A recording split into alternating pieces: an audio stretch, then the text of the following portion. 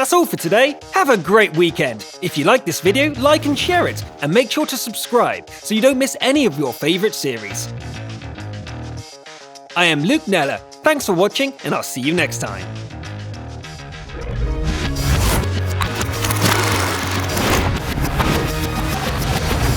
Next to no health, 10 kills and 1 enemy left. Where is he? Going to the hill is risky. The enemy could be waiting there. He could try to capture, but in an encounter battle, the wait is just too long. Winter Himmelsdorf, encounter battle. Early on, the A-43 decides to stand watch by the fountain. It's a valuable landmark, and the enemy T-28 and the T-34 can't be allowed to vandalize it. Okay, now that the tourist attraction is safe, the Allies seem to be retreating from the hill, and it looks like a good time to get to the enemy's rear and score some easy kills. The timing couldn't be much better, and the enemies fall like wheat to the scythe. The inaccurate T-28, a sleepy Hetzer, an aggressive Marder 38T, the vicious Arty, and a thick-skinned VK-2001D. Excellent! Of the Allies, only a Hellcat still fights on. The A-43 heads that way to help, but the cat is long dead before he can get anywhere close. Now it's 4 against 1. Back to the square, and our civic-minded T-43 meets his rival. What does it take to convince these guys that the fountain is off limits? Wait for the TD to reload. Time the escape right and still get shot. 2 HP left and 3 enemies. The Wolverine misses its shot while our champion runs for his life. He circles around the city streets for a while to confuse his enemies. All of a sudden, he meets the Wolverine again. An accurate snapshot pops open like a tin of sardines. The T-43 keeps driving, but now the Hellcat is on its tail and he can't be outrun. The American TD misses its shot. An accurate fire on the charging enemy quickly ends the threat. Now just the KV-1 remains. Don't get the wrong idea from the word just though. A KV-1 is super dangerous, especially when a loud noise could make your own tank fall apart. Next to no health, 10 kills and 1 enemy left. Where is he? Going to the hill is risky. The enemy could be waiting there. He could try to capture, but in an encounter battle, the wait is just too long. He decides to climb up and bingo! The KV-1 is patrolling the streets below and takes 3 shells before a return shot hits the wall dangerously close. The heavy has to reload, and there's the opportunity to land 1 more shot. Great! Another missed shot and a reply. And again? You can't afford to keep making the same mistake. Unbelievable! Eventually, the opponent comes to his senses. Both are down to a 1-shot kill, and now it's a waiting game. The next mistake will cost one of them the victory. Both wait for about a minute without taking any action, until the KV can't take it anymore. Another wall shot, a well-aimed reply, and the battle is over. 11 kills, good tactics, and steady nerves made it possible for the player called First GK to carry the battle and become Top Gun of the Week. Congratulations! The first warm-up is at the hidden village, with the hero driving a Hellcat. He hears the sound of the battle horn, picks a direction, and charges forward. The enemies on the hill are out of reach, but was that an EOC he saw near those trees? He takes a shot and keeps going. Wow, that's impressive. Turns out that the American not only hit the scout, but also set him on fire. The summer just keeps getting hotter. Burn, baby, burn. For the next act, we travel to Westfield. The Type 58 and the T-3485 square off against 2 arties. The Chinese tank encounters one of them and opens fire at nearly point-blank range. The enemy replies and blows up? Wow! The tank's gun barrel took the hit, while the arty received full splash damage and a 1-way ticket to the garage. Well, that happened. We'll keep going. The final warm-up round is an encounter battle on Ruinberg. The IS-6 carries the whole battle.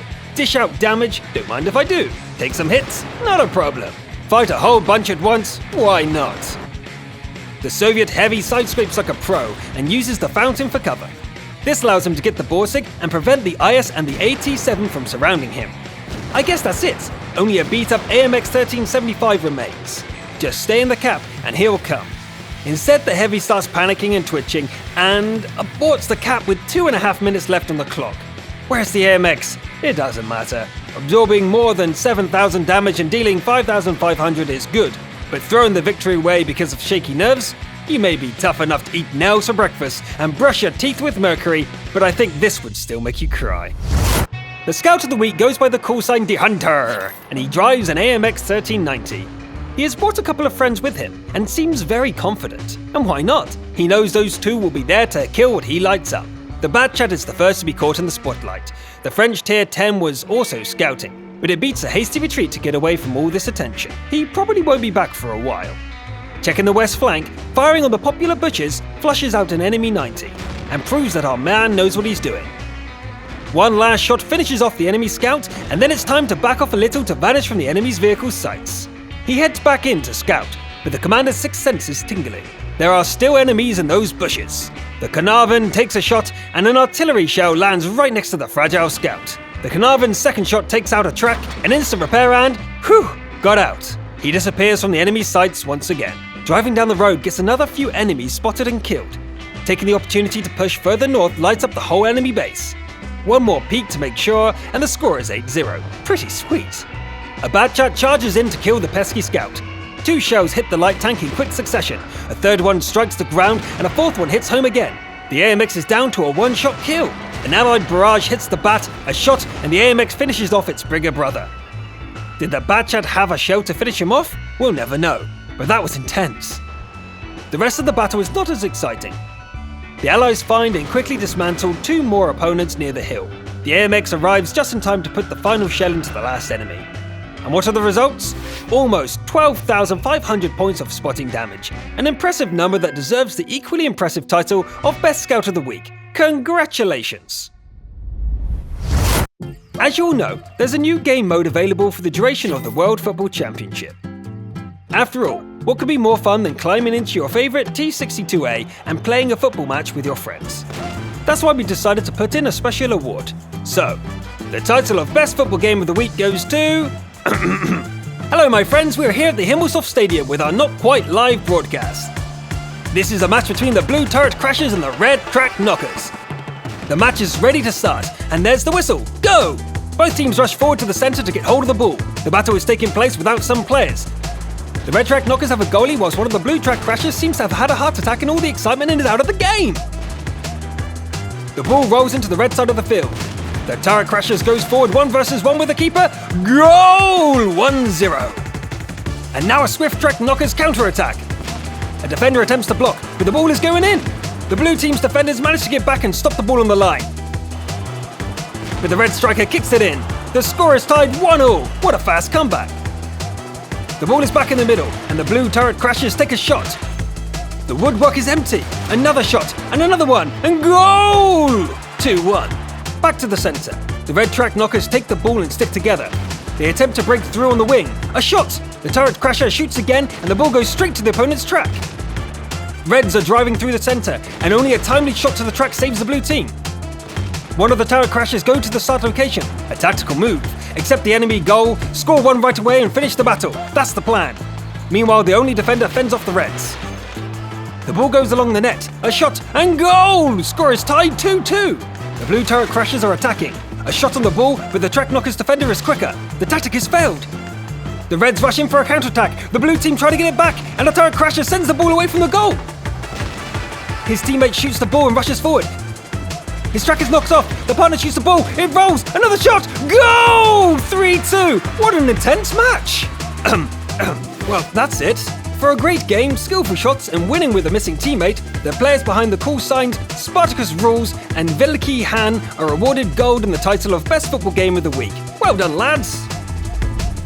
This week's best defender is the player behind the call sign FN1363 driving a T-34-1. At the start, the Chinese defender heads out to guard the southern flank, and it looks like a perfectly valid choice. When his allies die on the glacier and an enemy scout rushes through the center, it's time to turn on the Protector of Artillery mode. He hurries back and kills the enemy Leopard, and soon after, an Su-152 is found creeping about on the riverbed. Now the glacier. Why? Because 3 heavies are charging towards the allied base, destroying anything in their path. The defense starts with finishing off the low HP opponent. The T-69 is sent to the garage. The Chinese med drives right next to the Black Prince, so only his well-armored turret can be targeted. It's a good tactic, but another T-29 charges in. Now the med has to hide from His Highness's shot behind the bulk of the American heavy, and take that one out first with some allied help. The Prince is affronted and kills the ally. Now it's just the 2 of them again, and the duel continues at grueling distance. The brave defender is down to 258 HP. The Soviet heavy could take him out with a single shot. The Black Prince continues to play a part in the battle, providing reliable shelter for the T-34-1. The IS fires, creating an opportunity for leaving the dangerous position and escaping up the hill. The maneuver works. The IS attempts to follow, exposing its side. One shot through the tracks is all it takes. He's gone, but the last ally has died as well. Now he needs to make the right decision, and it seems to be to slow down the pace. The enemies will need to attack if they want to win out of this. The long wait pays off. The AT-15 rolls slowly into view, showing its side. Great! 3 SPGs left. Leave the hillside and find some cover. The invader is spotted. The tank aims faster, and the Su-122A is gone. Careful work pays off. Now he can go on the attack, driving down the glacier, and another capture. Okay, he'll go back. Once again, a careful peek to spot the enemy. Isn't that grill outside the circle? Yes, his death didn't affect the red bar, and that means, there you are! The last enemy dies and takes a 90% capture with him. A great game and great defense. It's the best one of the week. Congratulations! It's been quite a while since the last Invader of the Week award. The nearly forgotten title goes to Strider for a game in his Su-101. The battle at Kamarin starts out quite normally. The TD fights enemies, supports allies, and suffers from its lack of gun depression, the usual Su-101 routine. This side of the map has been successfully cleared of enemies, but the other flank is a disaster. The score is 6-9, and it's time to get serious. The enemies have clearly broken through and will be capturing the base anytime now. The IS-3 and its younger brother are the first ones to arrive. Strider has only 208 HP left. A shot on the smaller IS provokes a response, and it bounces! Lucky! The allies have arrived, and together they send the IS back to the garage for repairs. The score is 10-12. Let's continue. He needs to get to a better position. Here it is, with a line of sight on both bases. There is an enemy AT showing its side, and it can be damaged from here. The allied T-32 faces the TD, but dies despite of the support from Strider. The TD fades from sight again, and then another bunch of enemies are at the allied base, just waiting to get their butts kicked. Turning around to face the allied base, the ISU-152 is sent away to take classes on how to turn his TD faster, and then a scaredy cat Panther is taken out ninja style. The capture continues, and a telepathic signal to the allied KV-2 coordinates a simultaneous assault on the AT-15. The Soviet heavy falls bravely in battle, but his sacrifice leaves the opposing TD easy prey for the Su-101. That leaves 3 shells, 1 enemy, and a burning desire for victory. It's a winning combination. With 3.5 minutes on the clock, he can't wait for a slow TD. He has to attack. Strider drives to the enemy base to find out what's waiting for him. The British TD sits behind a rock, and there's nothing to do but start the capture. The AT decides to intervene, rolls out and takes a shell to the track. Only 2 HE shells left. Taking careful aim at the weak spot, and only 141 points of damage done. And Strider has to retreat. The enemy has no intention of giving up. It charges in, or as close as a charge as an 87 can manage, and the last shell hits the ground. Strider hides behind a rock and pretends to have some shells left. The cap is at 90%. The British TD makes one last play, and the only option left is to make a run for it. A small chase around the rock and capture! Skillful play, a bit of luck, and an unbreakable determination to win have brought Strider the well-deserved title of Invader of the Week. Congratulations. And now for the main event, the best replay of the week. Gold, a special medal, fame and glory all go to the player behind the call sign, kitten named Wolf, driving his AMX 1390. The battle starts and the AMX gets going right off the bat. What does that mean? Here it means being bold and aggressive. The little tank intervenes in a quarrel between 2 T-57s and gives the enemy a drum full of reasons to stop arguing. The enemy heavy is silenced forever, and the 90 has a taste of its power. It's not the sort of power that would let him defeat heavies head-on. Instead, it's of the sort that makes it easy to flank a damaged object and end its misery. The area west of the mountain is completely empty. He spots the FE-215B and takes a shot. Then another one. The enemy death machine seems lost in thought, so why not just empty the drum and take him out? Not bad for a little scout. It's tempting to just charge forward and go for the artillery, but the defenders are alert, and it's better to try from another direction. And here's the reward for that strategic choice. The M5355. 3 shots and it's dead. The allied IS-7 and T-110E5 die, and with them goes any hope for support from the team. The 90 is now all alone against 4 Tier 10s. Pessimism and despair are not this tanker's style, however. He just heads back to the allied base and waits in ambush for the inevitable capture attempt. And here's the possible one-shot kill Waffenträger. A shot, but it misses. Another one follows, but the Alpha is just not enough. The German is now aimed and ready, so the AMX hides and waits to disappear. and finally puts the auto-loading monster to rest. Phew! Now it's time to be amazing. The light tank heads out and spots the T-110E5. It never even sees the shot coming. The enemy arty has sensed danger and decided to switch position. Unfortunately, it is going the wrong way and the killer scout is ready. That was lucky to say the least, but it's dealing with the last enemy that will decide the match.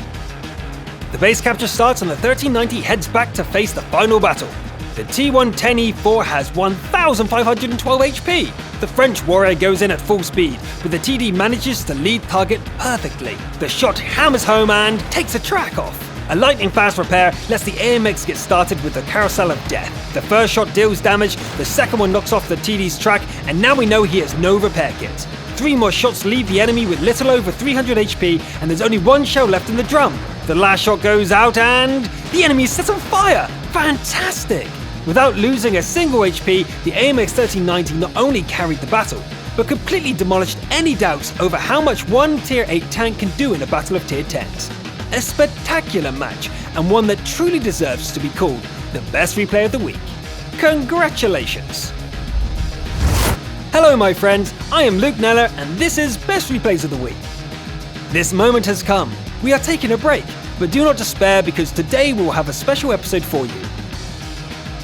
For this episode, we've turned everything upside down, and the closing words will appear where the intro should be. But that's enough chit-chat, let's get to the awards.